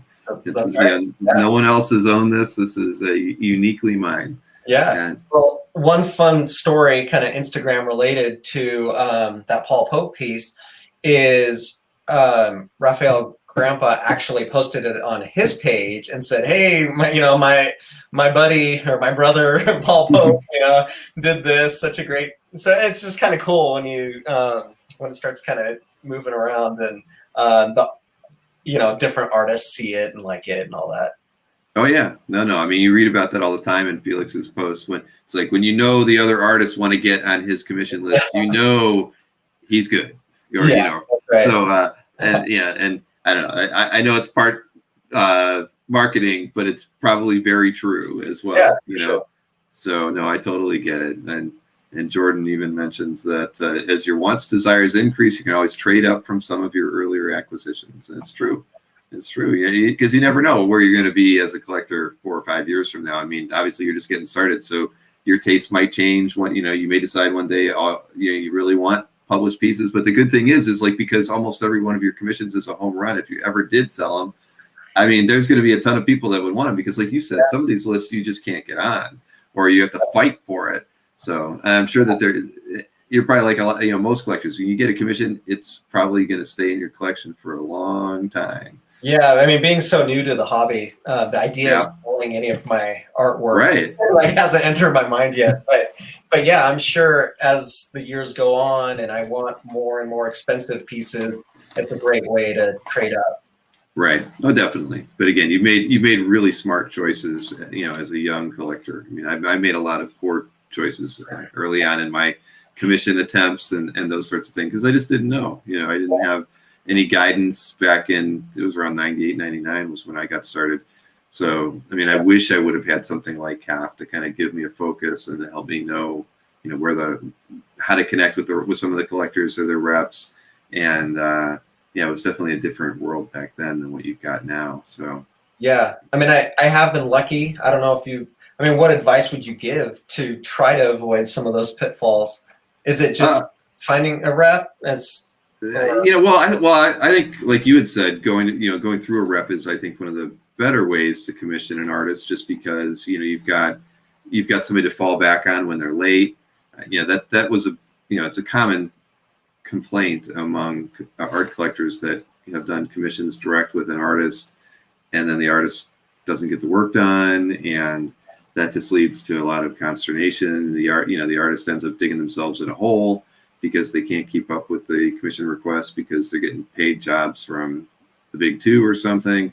Right. And it's just not a good situation, because then even the rep doesn't want to touch them afterwards because they've got themselves into a bad spot. So I'm a firm believer in going through a rep at the end of the day. I mean, some artists don't use reps, so you have to kind of pick and choose what the risk you're willing to take. But and I know reps kind of sometimes get a bad reputation, but to me, they provide a valuable asset to the collecting community for managing their artists with commissions and selling their artwork. I just think that for me, it's the way to go. And but again, 20 years ago, 20 or however long ago was when I started doing it, most artists weren't running through reps. There weren't, Allred really wasn't repping anybody. Well, it was about the time he started repping Jim Lee. So it just wasn't as common. I mean, there's a new art rep every other week almost, it seems like, even if they're only repping one artist.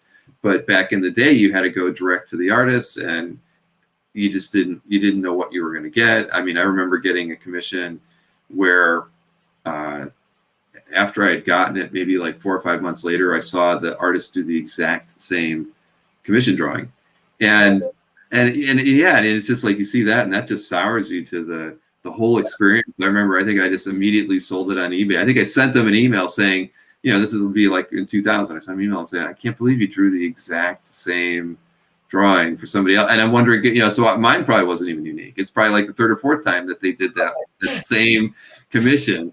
So yeah, it's tough. So you got to do your research. That's the thing. And honestly, the best thing is having friends in the hobby.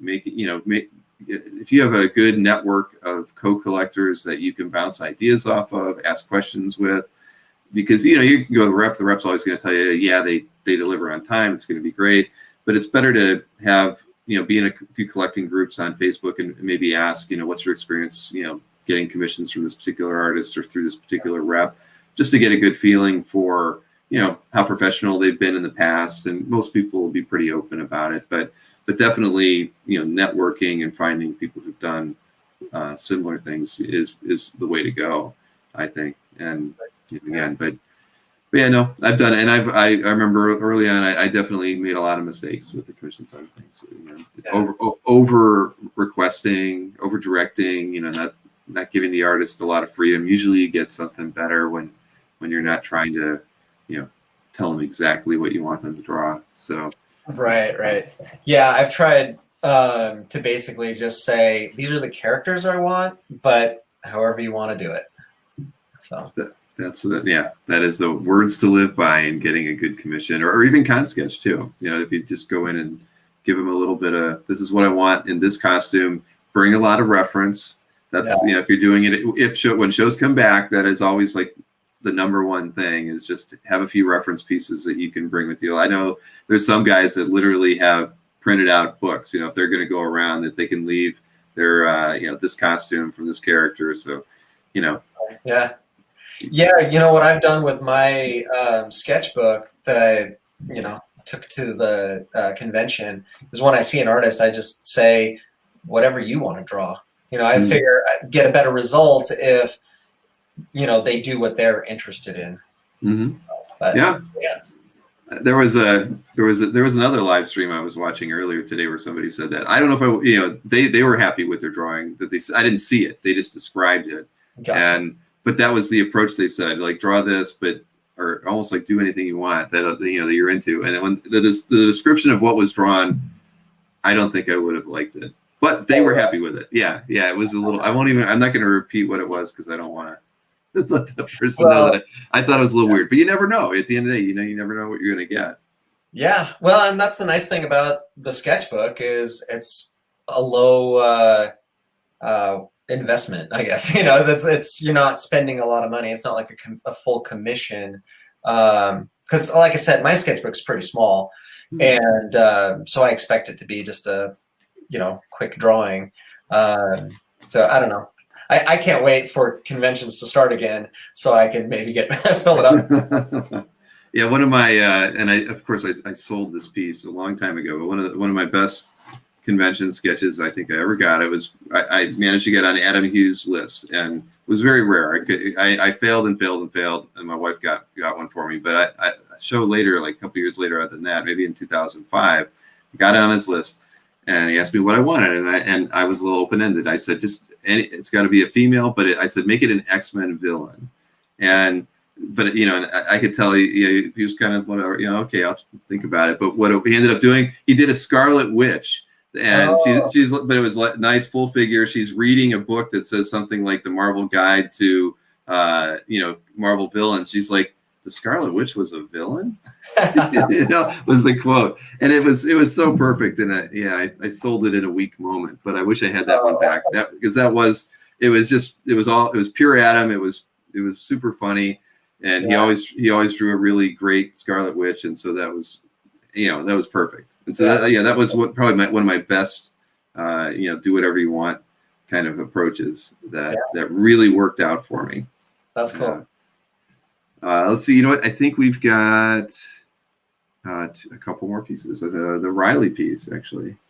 Oh yeah, so this was actually the first commission that I got. I got it through Felix, so this was the first piece of artwork that I got through Felix. And again, it's those unique artists, and it's always kind of interesting to see. Okay, what are you gonna get? Carrie Kelley on this one, I love it. I love the hair, and it's. I like the composition and everything. Again, the what's it called? The duotone on there. Yeah, I was just looking again at the nice scan over here. That's fantastic. Yeah. So, so this kind of got me started down the path of Dark Knight, Carrie Kelley, and Riley does such a great job. Again, he's just such a unique artist. But it's fun. I'm glad I've got a piece of his work as one of my commissions. And then, like I mentioned, I also got a cover that he did. I think it was for DC Villains or something like that. Oh, cool. Is that in your CAF gallery too? Yeah, that is in the CAF gallery. And I mentioned that one before with all the little Joker faces. So oh yeah. All right. No, I can see that. Yeah. Everybody should. Yeah. I got that cover partially because it was kind of a similar composition. So instead of like Batman and Carrie Kelley, it was Joker and Harley and Deathstroke. But I thought that would be a great companion piece for this. Oh yeah, this is great. Here, I'll do another view on that. Yeah, that's great. And this is another one. When you hold it, and you see like the scratches and where he took the white out and kind of, scraped it across. And it's just, again, the great part about original art that is different than just collecting comics. Mm-hmm. Well, and so this was your first commission? It was. With Felix. That's great. Yeah. Yeah, see, you've had a phenomenal run, Joe. Thank you. Yeah. Let's see. So the last one is Sean Gordon Murphy piece. Yeah. That's a beauty. Yeah, this one actually has a pretty good story. I don't have a lot of stories on most pieces of artwork, but I picked this up at that same convention where I got the other artworks. And so it's kind of funny. My first day that I purchased art, I've got 4 pages, 2 Bachalo, Sean Gordon Murphy, and a Jim Lee. And I love Sean's work, and not only his art, but his stories, and kind of been following him as an artist for a long time. But it's really hard to find pages of some of his work, like especially something like Punk Rock Jesus. And so when I saw him at the show, I just asked him, I said, hey, where can I find original artwork of yours? I'm having a really hard time. And he said that there was a point where this foreign buyer pretty much bought everything he had left from his older work. And so mostly what he's got is White Knight stuff. But he had a portfolio of pages from the first White Knight series. And so pulled it out, was looking through it. And it's kind of like I was saying, about the jump in price. Those first 3 pieces that I got were in the $500 range. And this one was quite a jump from there. But being able to purchase it directly from Sean, whose work I loved, whose work I couldn't find anywhere. And I really like this page again. Like I said, the storytelling, the heavy blacks, the office with all that detail in there. I just really like this page from all the ones that he had. And to make the story even more fun, I'm sitting there and I'm pouring through the portfolio and trying to decide, I'd never spent that much on original art before, and, just really trying to decide what page do I want. And this guy walks over next to me and says, oh, hey, what are you looking at here? And, he starts pointing stuff out on the pages. And I look over and it's Jimmy Palmiotti. And he's sitting there, and Sean's sitting there, and we're like looking at the pages, and Jimmy is like, oh yeah, I really like how this page looks, and from a collecting perspective, like this page is really good. And so it was a lot of fun. And so this page holds a special place in my heart. And Jimmy's a class act. That was really cool of him to come over and just kind of hang out and look over the pages with me. And he even did a Daredevil sketch in my sketchbook for me for free. And just a great guy. So it's those kinds of experiences that make collecting original art really fun, and why I hope we can get back to conventions soon. Yeah, no, I was just thinking the same thing, that I bet you can't wait to get back and enjoy something like that. No, Jimmy's a great guy. He has an incredible, well, I know he used to have a very large art collection. I can't attest to that now. I've read a lot of stories about it, but he's had a great career in comics and continues to do great work. Yeah. So no, well, that's great. That's a really good story. And you're right about Sean's work. It's I know that he's doing that show. I think it's still going on with Comic Connect. I think there's still a few more weeks left with that. So I got to meet him because I hosted the chat with them. Yeah, when they put together.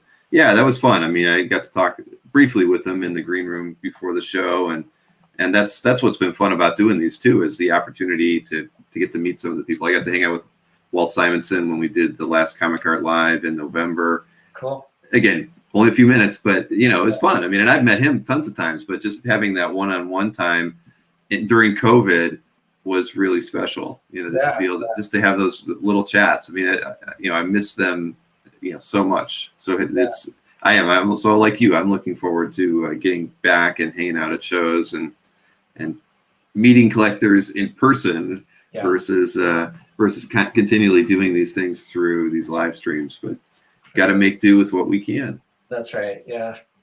This hasn't been a bad way though. No. In fact, that's why I wonder about cons, because this has been, this has worked out really well. I mean, for not just CAF, but there's so many other people who've started doing podcasts and have been doing live streams like this and even just getting to meet the artists. I mean, in different ways, that whether the artists are doing live streams or they're sketching live that they wouldn't do before. And, there's just unique selling opportunities with comic shops getting artists to do an hour kind of sketching. They're both virtual, not in the same place, and the shop is helping them sell some art. I mean, it's cool, it's fun, and we would never have gotten to experience these things if it wasn't for COVID. Yeah. So I know that's why I say it's going to be interesting. I think as the technology evolves and makes it more fun, I think there's so many, because I see the limitations in the stuff that we do.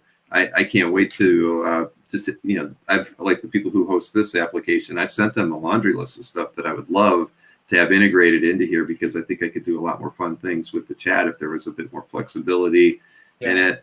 And it's only going to get better because they want everybody using these kinds of tools. So, right. Yeah.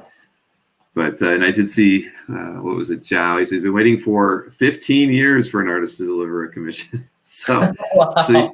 So there are horror stories out there. I did commission, and I've told this before, I did commission Dave Cockrum, and he passed away a year later. So I'm never going to see that one, unfortunately. But Dave was one of my heroes. So I kind of, I met him at a show, and I gave him the money, and I wanted him to have that money. I went like all in 5-character commission. I wanted something, whatever he wanted X-Men wise. So I felt really good about it. And even when everything, ended up not working out, I didn't feel bad about it. It was just something that, but that's the only commission I ever paid for that I never got. Yeah. So, other than that, I've had well, I mean, I guess he had a good excuse, at least. He definitely had a very good excuse. Well, and I would say that's one thing about working with a rep too is, there's one commission that I've been waiting for a year, nothing close to 15 years, but, I've been waiting for about a year for, but I know that I don't have to worry about it, that it's on the list, and I know that artist is busy and that he's going to get to the commissions, his commission list as he can. And, it's all right. I'll be happy when I get it. And, but having that rep in the middle, makes me feel a little more comfortable than somebody just kind of disappearing. Right, exactly. No, it's again, it's reassuring to have that, and I'm sure that you send an email out every few months and you just get an update on where they're at. And as long as they communicate, that's always the most important thing. It's when they go dark and you don't hear from them, that's when everybody starts to worry. So, that's, and I know everybody knows, all the artists know that and the reps know that. If you just keep in contact, then everybody stays happy. Nobody posts anything mad on social media. But so again, most things work out, and I hope that that does work out for is it, I don't even know, is it Joe? I'm not even sure how to pronounce Joe. Joao. I'll have to ask. I know if you're always in my chat, I should know how to. I butcher names all the time. But and Rich says artists are natural born procrastinators. That's probably true for some people, but again, that's why reps are so beneficial to the hobby. I'd rather have my artists drawing comic artwork and not worrying about shipping artwork, collecting funds. Let the reps handle all of that side of the business, and I think that's for the best. That's why we love them. We love them for their art. Well, and it seems like my experience so far with the reps is, here's this artist, he's taking this limited number of commissions that he knows he can get through.